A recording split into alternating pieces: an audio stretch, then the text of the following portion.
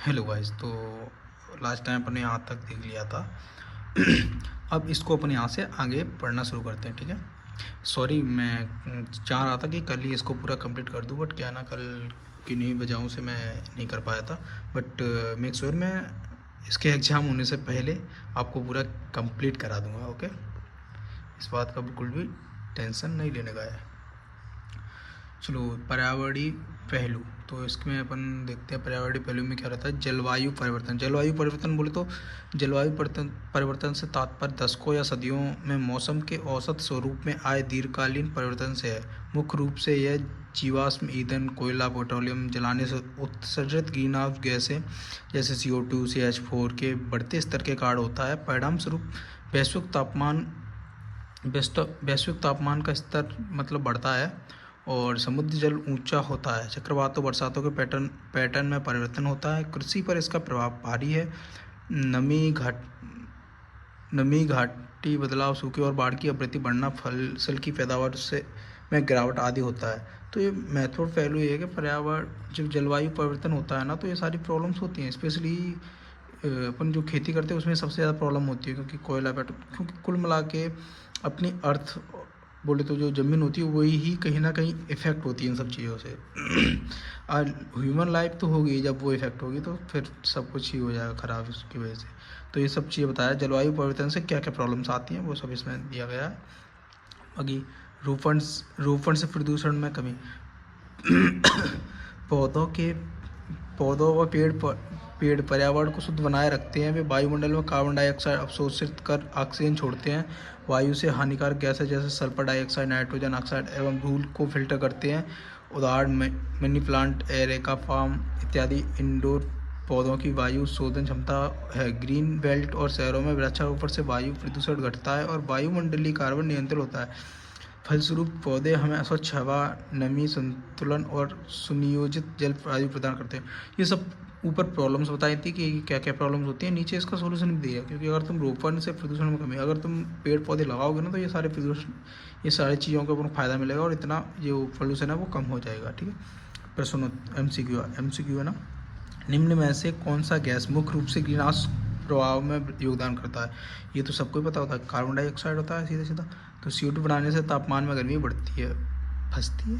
हाँ, वही की बात है, गर्मी कुल मिला के वो जैसे CO2 बढ़ता है ना, तो तापमान बढ़ जाता है। अब उसका थोड़ा प्रोसेसर होता है ग्रीन हाउस प्रभाव, जो बहुत मतलब थोड़ा सा बड़ा प्रोसेस है, इसमें टाइम लग जाएगा समझाएंगे। तो इतना याद रखो कि CO2 से ग्रीन हाउस गैस बढ़ती है और उससे गर्मी बढ़ती है। प्रश्न दूसरा, पौधे पर्यावरण से प्रदूषण कैसे कम करते हैं। हवा से CO2 अवशोषित कर ऑक्सीजन छोड़कर अधिक खाद्य उत्पादन कर। ये पहला ही आंसर है। हवा से CO2 अवशोषित कर लेते हैं, ऑक्सीजन छोड़ देते हैं। ऑक्सीजन अपने लिए अच्छा होता है और CO2 खराब होता है, जो खराब चीज़ होती है वो उसको अवशोषित कर लेते हैं। तो CO2 को अवशोषित करके ऑक्सीजन को छोड़ते हैं, जिससे पेड़ पौधे कार्बन अवशोषित करते हैं और हवा शुद्ध कर देते हैं। इससे पर्यावरण में प्रदूषण कम हो जाता है। पौधा विज्ञान। पौधों का वर्गीकरण। पादप जगत किंगडम प्लांट को 5 मुख्य समूह में बांटा गया है। शैवाल, एल्गी, प्राचीन जलीय या नम वातावरण में रहने वाले जड़ तना पत्ती रहित पौधे, ठीक है। ब्रायोफाइटा, काई एवं मूस दृश्य पौधे जिनमें जड़ न होकर रूटलेस या जकड़न तंतु होते हैं। टेरिडोफाइटा, रिजु चर्म पौधे होते हैं जो शैवाल में विकसित पादप जड़ पत्ती तथा वाहक तंतु विकसित होता है, ठीक है। अनावृति बीजी, नग्न बीजी, जैविक रूप से अप्रकट बीज वाले पौधे, जैविक रूप से अप्रकट बीज वाले पौधे होते हैं, जैसे सॉरी यार, मैं थोड़ा सा इसमें डिस्टर्ब हो गया था, थोड़ा सा इसमें बैटरी का लो का वो आ गया था मेरे मोबाइल में। अनावृति नग्न बीज, जैविक रूप से अप्रकट बीज वाले पौधे जैसे देवदार, पंछी, इनको बोलते हैं, ठीक है। आवृत बीज वाले पौधे, फूलों वाले प्रमुख 2 उपसमूह, एकदल और द्विदल पादप, ठीक है। तो कुल मिला के अपन को इसमें क्या याद रखना है, पौधों का वर्गीकरण। पौधों का वर्गीकरण मतलब किंगडम प्लांट्स, जो उनका एक वर्गीकरण अलग अलग, इनको एक कैटेगरी होती है ना, अलग अलग कैटेगरी लोग भी होते हैं, उसी तरह से पौधों को अलग अलग कैटेगरी में बांटा गया। तो कितने होते हैं, मुख्य रूप से 5 होते हैं, इनके सबके नाम दिए हुए हैं। आपको एक्चुअली याद रखना है कि 5 होते ही हैं बस, बाकी नाम का तो शायद नाम याद पढ़ लेना, पढ़ के जाना, पूछ सकते हैं। बर्गेट के अनुसार इसी क्रम में आधुनिक जीव विज्ञान में पौधों को समझा जाता है। पौधों का खनिज एवं पोषक पौधों का खनिज एवं पोषक। पौधों का सामान्य वृद्धि के लिए कुल 16 पोषक तत्वों की आवश्यकता होती है। इसमें कार्बन, हाइड्रोजन, ऑक्सीजन, हवा तथा जल से प्राप्त होते हैं, जबकि मुख्य पोषक तत्व नाइट्रोजन, फास्फोरस और पोटेशियम मिट्टी से मिलते हैं। नाइट्रोजन पत्तियों की हरियाली और वृद्धि के लिए, फास्फोरस जड़ों के लिए, फलों के विकास के लिए, पोटेशियम संपूर्ण वृद्धि तथा रोग प्रतिरोध क्षमता के लिए महत्वपूर्ण है। गौण पोषक तत्वों में कैल्शियम, मैग्नीशियम, सल्फर। सूक्ष्म पोषक तत्वों में लोहा, जस्ता, तांबा, मैग्नीशियम, बोरॉन, मोलिब्डेनम, क्लोरीन आदि आते हैं। इन पोषक तत्वों की कमी से पौधों में विकृतियाँ, सरलतः पत्तियाँ पीली या कुड़कुड़ी हो जाती हैं। एक्चुअली ये चीज़ थोड़ी याद रखने लायक है इसमें। ये पे पौधों का खनिज एवं पोषक। पौधों को इतने 16 तत्वों की आवश्यकता होती है, इनमें से कार्बन ये सारे दिए गए हैं, इन सबको याद रखना है। हरियाली वृद्धि के लिए किसके लिए क्या जरूरी है ये याद रखना है, ये इसको अच्छे से पढ़ के जाना, ठीक है। पेड़, झाड़ियाँ, जड़ी बूटियाँ, भाग एवं कार्य। अच्छा, पेड़, झाड़ियाँ, जड़ी बूटियाँ, इन सबके कार्य। पौधों के मुख्य अंग जड़ मिट्टी में गहरे बढ़ती हैं तथा तना भूमि से ऊपर फैलता है। तना, पंक्तियाँ, फूल, फल और बीज। जड़ पौधों को जमीन से बांधकर सहारा देती हैं तथा मिट्टी से जल और खनिज अवशोषित करती हैं। तना पत्तियों, फूलों आदि को ऊंचाई पर संभाले रखता है और जड़ों से अवशोषित जल खाद को ऊपर तथा पत्तियों द्वारा बनाए भोजन को नीचे तरह ले जाने का मार्ग होता है। पत्तियाँ सूरज की रोशनी का उपयोग कर प्रकाश संश्लेषण, फोटोसिंथेसिस के माध्यम से भोजन ग्लूकोज बनाते हैं। फूल पौधों का प्रजनन अंग होता है, जहाँ परागण के बाद भी बीज बनते हैं और फल इन बीजों की रक्षा व प्रसारण में सहायक होते हैं। पेड़ बड़े वनस्पति पौधे होते हैं जिनकी मुख्य तने मजबूत और ऊंची होती हैं। झाड़ियाँ मध्यम आकार की बहुतना वाली वनस्पतियाँ हैं और जड़ी बूटियाँ हर्बल छोटे आकार की नरम तने वाली बहुधा वार्षिक एवं एक वर्ष में जन्म विकास पौधे होते हैं, ठीक है। ये इस पौधे के बारे में प्रश्नोत्तर। निम्न में से पौधों का आवर्ती वर्ग कौन सा होता है? तो द्विदल एंजियोस्पर्म आवर्ती में फूलधारी पौधे आते हैं। ये पूछा निम्न में से पौधों का आवृत्ति बीज वर्ग कौन सा होता है? ये वर्ग ये वाला होता है, द्विदल एंजियोस्पर्म, ठीक है। पौधों को बढ़ने के लिए सबसे अधिक मात्रा में कौन सा पोषक तत्व चाहिए होता है?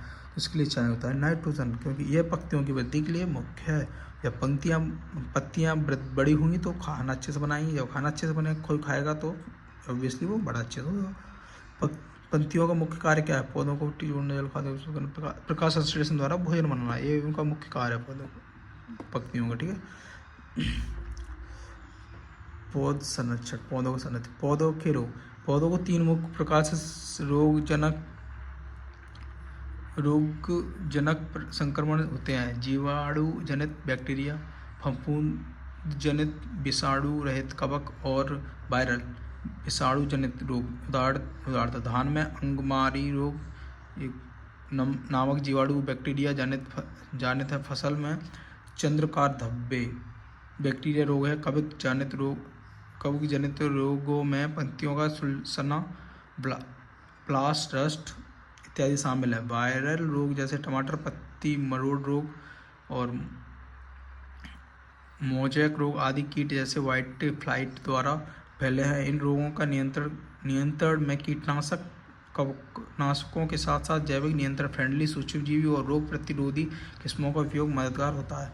खरपतवार नियंत्रण। खेतों में अनचाही घास फूसियों खरपतवारों का नियंत्रण महत्वपूर्ण है, क्योंकि ये पौधों से पोषक तत्व, प्रकाश और जल छीनती हैं। प्रमुख नियंत्रण उपाय है सांस्कृतिक प्रबंधन, हल या जुताई से बार बार खरपतवार निकालना, फसल चक्र बदलना जाना, मल्चिंग, भूसे या प्लास्टिक से ढककर उन्हें बढ़ने से रोकना। रासायनिक नियंत्रण, स्लीटी नाशक दवाओं का छिड़काव जैसे ग्लाइफोसेट, एमाइजाथापायर और जैविक नियंत्रण, घास खेत कीटे या चाराई से इनसे खेतों में खरपतवारों का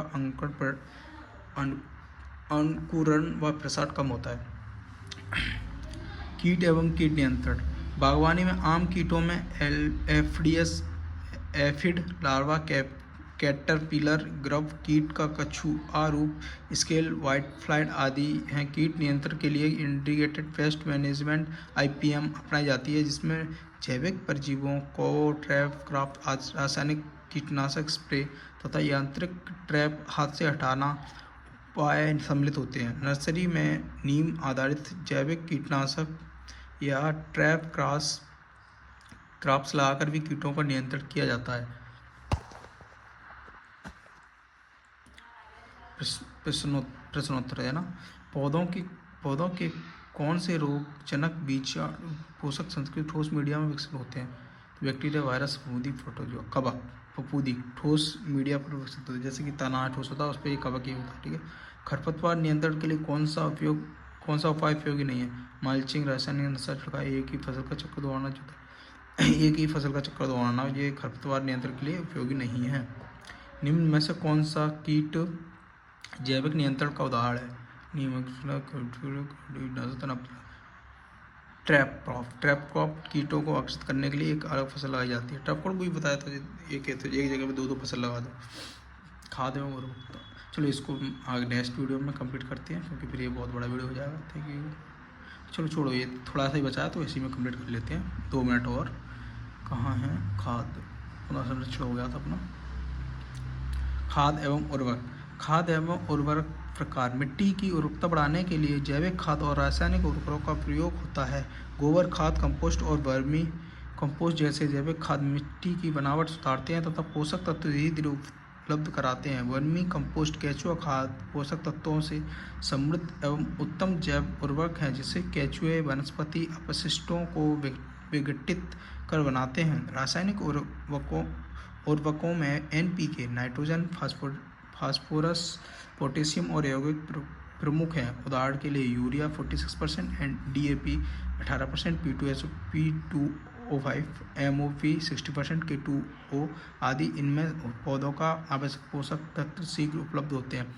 उचित मात्रा में जैविक और रासायनिक खाद मिलाकर प्रयोग करने से मिट्टी की उर्वरकता बनी रहती है। वर्मी कंपोस्ट और अन्य प्रयोग। केंचुआ खाद मिट्टी की उर्वरकता, वायुगमन और पानी धारण क्षमता बढ़ाती है। इसे पॉट की मिट्टी में मिलाकर या पौधों के चारों ओर छिड़ककर उपयोग किया जा सकता है। गोबर खाद और कंपोस्ट भी लंबे समय से मिट्टी की उर्वरकता बनाए रखते हैं। उर्वरकता का उपयोग फसल के विकार चरण के अनुसार किया जाता है। बुआई के समय या पौधों के रोपने के आसपास बेसिक डोज, वाइटी के समय फोलियर या साइड ड्रेसिंग। प्रश्नोत्तर, वर्मी कंपोस्ट किसके द्वारा बनाया जाता है? बैक्टीरिया, फूल, केंचुआ, कीटनाशक। ऑब्वियसली केंचुआ के द्वारा खाद बनाया। NPK उर्वरक में NPK का फूल क्या है? Nitrogen, phosphorus. तो इसका आंसर है nitrogen, phosphorus, potassium, urea, DAP, MOP होता है। ठीक है। वर्मी कंपोस्ट के उपयोग में मिट्टी में क्या सुधार होता है? मृदा क्षयता बढ़ती है, मिट्टी की नमी घटती है, कीटनाशकों की बढ़ती है, जल अवशोधन क्षमता बढ़ती है। वर्मी कंपोस्ट मिट्टी को सिंथेटिक बनाता है, इससे पानी बचता है। ठीक है। स्रोत। Thank you. आज का लेक्चर कंप्लीट हुआ है। बाकी अब मैं अगर आपको जो इसकी PDF चाहिए तो कमेंट कीजिए, मैं आपको PDF का लिंक दे दूंगा, आप वहाँ से PDF ले सकते हैं। और बाकी और मैं नेक्स्ट वीडियो इसी में और ऐड ऑन करने के लिए लेके आऊँगा बहुत जल्दी। मे बी मॉर्निंग तक ले आऊँ। Thank you. और बने रहिए, बाकी कमेंट करके बताते रहिए कि क्या क्या चेंजेस करना है। और अगर मैथ्स और बाकी रीजनिंग वगैरह भी अगर आपको पढ़ना है तो उसके लिए बता दीजिए, मैं इसी DDM मालिक के ही लेवल का मैथ्स और रीजनिंग आपको करवा दूंगा। Thank you.